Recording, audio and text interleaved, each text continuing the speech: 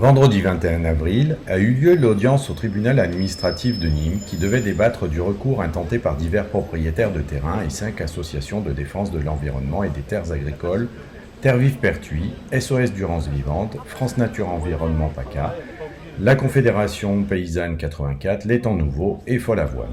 Recours contre la déclaration d'utilité publique de la réserve foncière sur 86 hectares de terres fertiles et cultivées en plaine de Pertuis.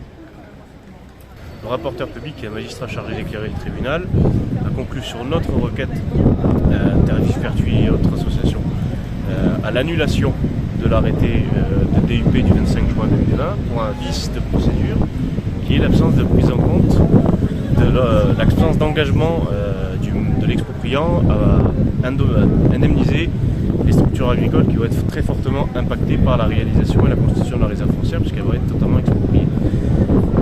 Conclure à l'annulation partielle sur ça, ce qui finalement nous donne en partie gain de cause.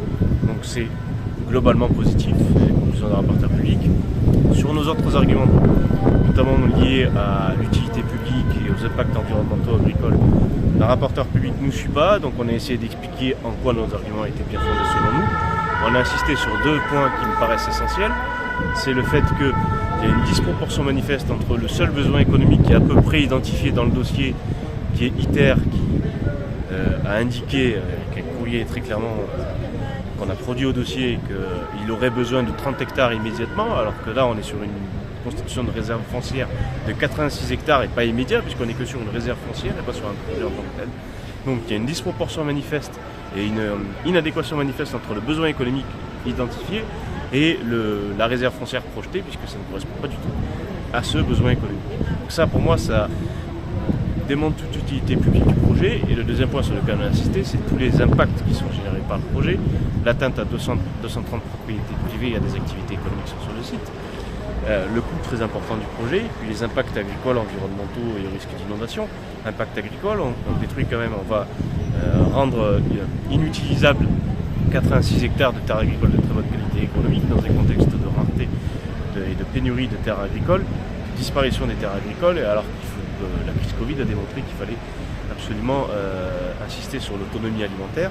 Donc ça c'est un premier point, et d'ailleurs c'est un point finalement sur lequel on a été suivi, puisqu'il a été relevé l'impact très important sur plusieurs structures agricoles, c'est le vice de procédure que je vous ai expliqué. Le deuxième point, c'est on a insisté sur l'impact environnemental du projet, on est dans un secteur zone l'imageur de la Durance, donc impact environnemental important, avec en plus un endroit où c'est pollué, donc on va créer une zone d'activité sur un endroit pollué. Le troisième point c'est le risque d'inondation, sur lequel on a insisté également, puisqu'on est dans une zone inondable de la Durance et de l'Aise. Contrairement à ce qui a été dit, le projet est impacté par les crues de l'Aise, classé actuellement en zone inondation rouge, donc un risque vraiment d'inondation inconstructible, qui empêche toute construction. Donc pour moi, c'est cet élément-là, quelles que soient les mesures qui seront prises par la suite, la modification du PPRI ou autre, sont de nature à empêcher totalement la constatation de quelconque utilité publique.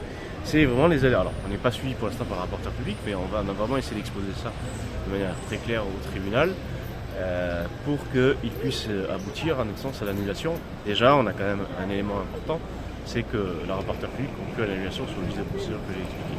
Sur ce point-là, in fine, en fin d'audience, on a expliqué en quoi il n'était pas régularisable, puisqu'il n'y a aucun texte réglementaire en matière de DUP qui permettent la régularisation de la liste de procédure. Donc ça doit entraîner l'annulation de l'arrêté du 25 juin 2020 qui devrait peut-être mettre un coup d'arrêt au projet, puisque ça va entraîner nécessairement des difficultés sur le plan administratif en l'absence donc de DUP. Ce qui veut dire qu'en fait là, pour rappeler, on prend vraiment là le jugement, c'est sur un texte, donc c'est sur la DUP qui a été prise à une date précise, donc en 2020, et que donc tous les textes, enfin tout ce qui avait été, puisque là il y avait eu aussi un arrêté préfectoral qui était venu plus tard pour compléter justement par rapport à l'indemnisation des agriculteurs, ça en fait on ne peut pas le prendre en compte, c'est ça en fait. Ce qu'a dit le rapporteur public, elle a dit qu'il fallait se placer pour la légalité à la date à laquelle l'arrêté a été pris, donc le 25 juin 2020, donc les arrêtés postérieurs ne sont pas suffisants pour corriger l'illégalité, elle a conclu du coup à l'annulation nécessaire de l'arrêté de DUP. D'accord. Et ce qui est la même chose, par exemple, pour le PPRI, il va y avoir l'enquête publique là prochainement. C'est postérieur, donc on ne peut pas le prendre en compte. On ne peut pas le prendre en compte dans ce jugement-là. C'est ça. D'accord. Merci beaucoup. Je vous en prie. Il faut désormais attendre entre 3 semaines et 1 mois pour avoir le résultat de ce jugement.